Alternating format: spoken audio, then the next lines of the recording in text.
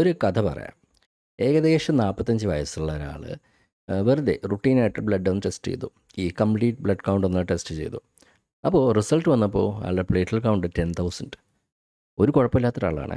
അപ്പോൾ ഈ platelet count എന്ന് പറഞ്ഞാൽ നോർമലി നമുക്ക് 1.5 to 4 ലാക്സ് വരെയാണ് നോർമൽ കൗണ്ട്. ഈ 10,000 എന്നൊക്കെ പറയുമ്പോൾ അങ്ങനെ വെറുതെ ഇരിക്കുന്ന ഒരാളായിരിക്കില്ല. പല്ല് തേക്കുമ്പോൾ മോണയിലൂടെ രക്തം ഇങ്ങനെ ബ്ലഡ് വരിക, അല്ലെങ്കിൽ നമുക്ക് കൈയോ കാലോ ശരീരത്തിൻ്റെ ഏത് ഭാഗമോ എവിടെയെങ്കിലും ചെറുതായിട്ടൊന്ന് തട്ടിയാൽ തന്നെ അവിടെ നീലിച്ചോ കല്ലിച്ചൊക്കെ വരികയൊക്കെ ചെയ്യും. കാരണം പ്ലേറ്റ്ലെറ്റിൻ്റെ ഫംഗ്ഷൻ എന്താ, രക്തക്കുഴലിൽ എവിടെയെങ്കിലും ഒരു ചെറിയ ഗ്യാപ്പോ പ്രശ്നമോ അത് ഇഞ്ചുറിയോ വന്നാൽ അവിടെ വന്നിട്ട് ക്ലോഗ് ചെയ്തിട്ട് ബ്ലോക്ക് ചെയ്യുക, ബ്ലീഡിങ് ബ്ലോക്ക് ചെയ്യുക എന്നുള്ളതാണ് പ്ലേറ്റ്ലെറ്റിൻ്റെ ഫംഗ്ഷൻ.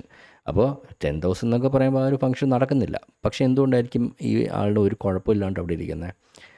അപ്പോൾ ഈ ലാബിലെ ടെക്നീഷ്യൻ പറഞ്ഞു, അതാ ഇങ്ങനെ ഒരു പ്രശ്നമില്ലാത്ത ഒരാൾ റുട്ടീനായിട്ട് ചെക്ക് ചെയ്യാൻ വന്ന ഒരാളാണ്, പക്ഷേ ആളുടെ കൗണ്ട് 10,000. അപ്പോൾ പാത്തോളജിസ്റ്റ് എന്ത് പറഞ്ഞു, ഒരു കാര്യം ചെയ്യും, ഇതൊരു ഗ്ലാസ് സ്ലൈഡിലാക്കുക, അതായത് ചില്ലിലോട്ട് ഇതിനെ രക്തം സ്മിയർ ചെയ്ത് ഒരു ചെറിയ ലെയറാക്കിയിട്ട് തരാൻ പറഞ്ഞു. എന്നിട്ടത് മൈക്രോസ്കോപ്പിൽ നോക്കും.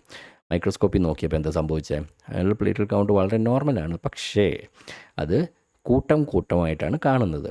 സാധാരണ പ്ലേറ്റ്ലെറ്റ് നമുക്ക് സിംഗിൾ ഓരോ ചെറിയ പൊടിയായിട്ടാണ് കാണുക. പക്ഷേ ഇയാളുടെ പ്ലേറ്റ്ലെറ്റ് കൂട്ടമായി ക്ലംപ് ചെയ്തിരിക്കുന്നു. അപ്പോൾ അതുകൊണ്ടാണ് ഇങ്ങനെ സംഭവിച്ചത്. കാരണം ഈ CBC എന്നുള്ള ഒരു ടെസ്റ്റ് ചെയ്യുന്നത് മെഷീനിലാണ്. ഈ മെഷീൻ എന്ന് പറയുമ്പോൾ എന്താ ചെയ്യുക, ഓരോ പ്ലേറ്റ്ലെറ്റിനെയും ഓരോന്നായിട്ടാണ് കൗണ്ട് ചെയ്യുന്നത്. ഇതിങ്ങനെ കട്ട പിടിച്ചിരിക്കുമ്പോൾ ഒരു 20 ഒരുമിച്ച് കട്ട പിടിച്ചിരിക്കുകയെന്ന് വിചാരിച്ചോ, മെഷീൻ അതിനെ ഒന്നായിട്ട് കൗണ്ട് ചെയ്യും. അപ്പോൾ അതിനെ സംഭവിക്കുന്നത് എന്താ, ഒരുപാട് ഇപ്പോൾ 2 ലക്ഷം ഉണ്ടെങ്കിൽ അത് കൗണ്ട് ചെയ്ത് വരുമ്പോൾ എന്തായി, 20,000 അങ്ങനെ 2,000 ആ റേഞ്ചിൽ കുറഞ്ഞു വരും, കൗണ്ട് ചെയ്ത് തെറ്റിപ്പോവും. അപ്പോൾ എന്തുകൊണ്ടെങ്കിലും സംഭവിക്കുന്നത്, എല്ലാവർക്കും സംഭവിക്കുന്നില്ലല്ലോ. അത് സംഭവം എന്ന് വെച്ചാൽ, നമ്മുടെ രക്തം എടുക്കുമ്പോൾ നിങ്ങൾ ശ്രദ്ധിച്ചിട്ടുണ്ടോ, ഒരു വയലറ്റ് കളർ, ഒരു ലാവൻഡർ കളർ അടപ്പുള്ളൊരു കുപ്പിയിലാണ്, അല്ല പലതരം കുപ്പികളുണ്ട്, ഇതിനു വേണ്ടി CBCക്ക് എടുക്കുന്ന ഒരു ലാവൻഡർ കളറുള്ള കുപ്പിയാണ്. അപ്പോൾ അതിൻ്റെ അകത്ത് EDTA എന്നുള്ള ഒരു രാസവസ്തു ഉണ്ട്.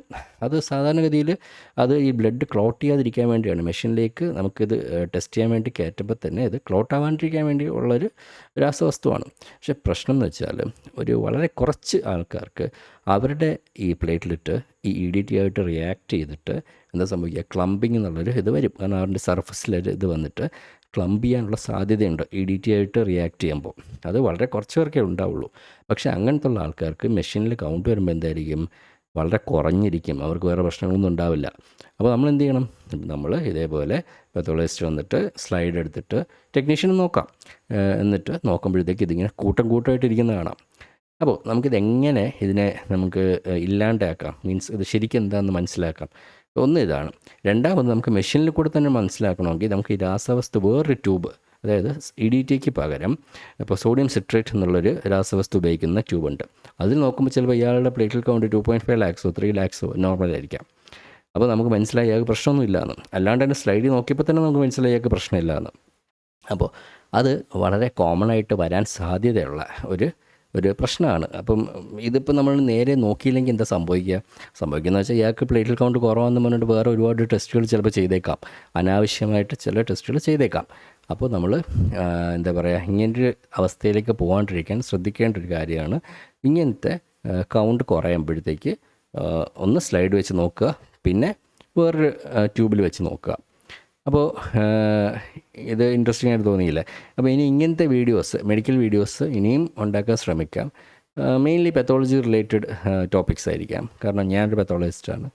അപ്പോൾ ഇങ്ങനത്തെ നമുക്ക് സ്ഥിരമായിട്ട് വരുന്ന യൂഷ്വലി കാണുന്ന കാര്യങ്ങളൊക്കെ ആയിരിക്കും പറയാൻ നോക്കുന്നത്.